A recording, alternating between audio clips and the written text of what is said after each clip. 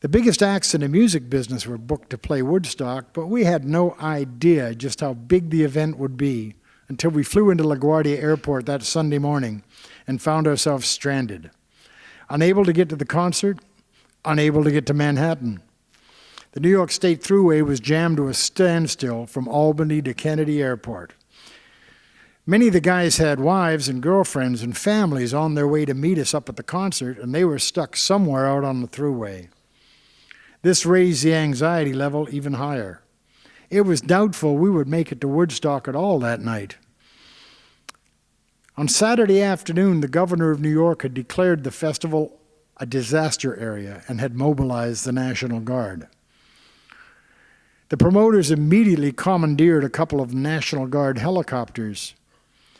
They feared, and rightly so, that if the artists didn't show up, the anger that ran just under the surface of this movement would explode, and New York State would have to deal with 500,000 pissed-off young people. We'd been on tour all summer long, so big concerts were nothing unusual for BS&T. But now the full impact of this momentous event began to register. Finally, after 8 hours at LaGuardia, a bus with a police escort, complete with sirens and flashing lights, took us to a motel 40 miles from the site, where a National Guard helicopter flew us into the concert. It was a frantic scene of mud, drugs, and chaos. We played to the largest crowd of the festival, sometime after midnight on Sunday night. It was estimated at close to 600,000 people. We were dropped backstage an hour before the set. LSD, pot, and hash were everywhere.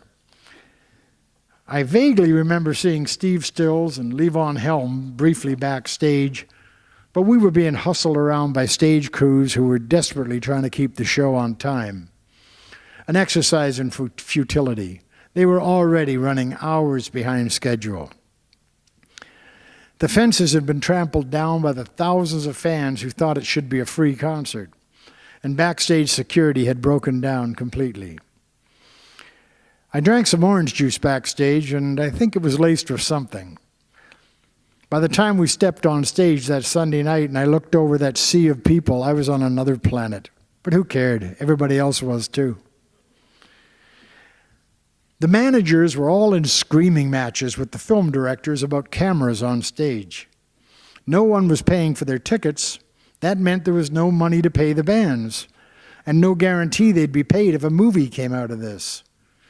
The promoter, Michael Lang, was hauled up in a computer in a... Can I start that again?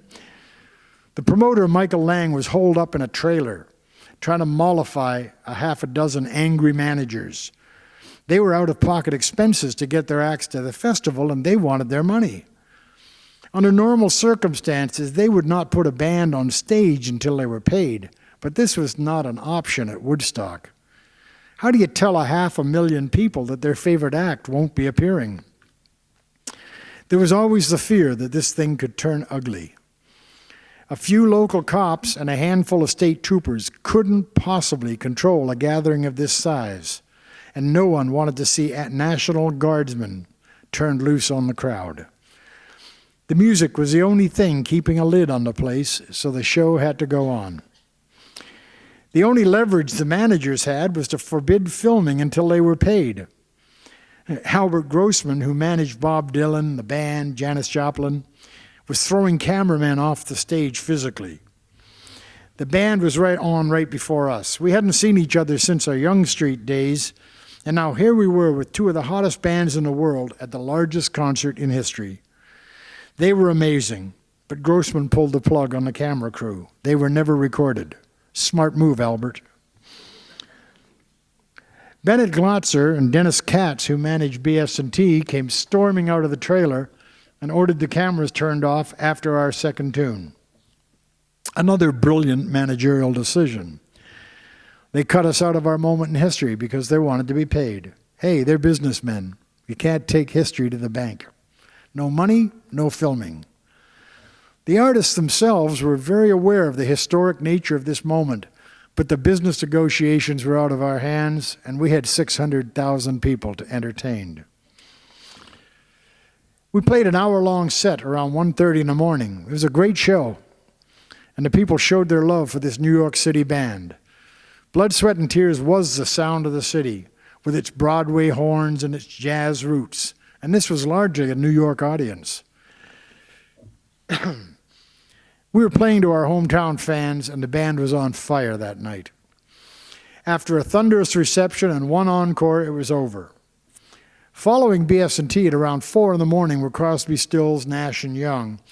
I caught their first 2 songs, then we were hustled back into the helicopter. They were still on stage when the choppers circled out over the site, and then we were gone. After CSNY, the festival began to empty out. I wanted to stay and see Jimi Hendrix, but he didn't get on until 10 o'clock the next morning. Jimmy's manager had insisted on him closing the show. Another brilliant managerial move.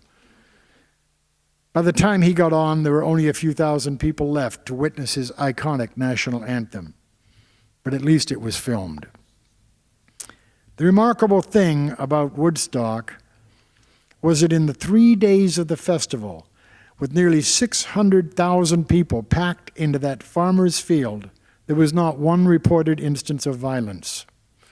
In spite of the rain and the mud and the shortage of water, food, and porta potties, in spite of the impossible conditions, and with virtually no police presence, no one was murdered, no one was assaulted. That would betray everything the Love Generation stood for. Besides, everybody was too stoned to fight. It may have been anger and frustration that brought people to Woodstock, but it was the music that kept them peaceful and the love that will be remembered. Thank you.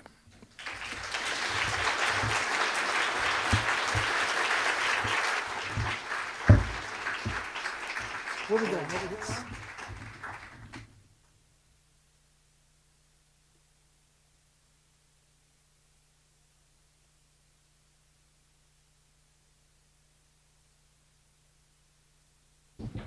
I did a piece on the 40th anniversary of Woodstock last year, and I came across something which I found very interesting, which was that the top selling act in the world at the time during that festival was a band called Blood, Sweat, and Tears.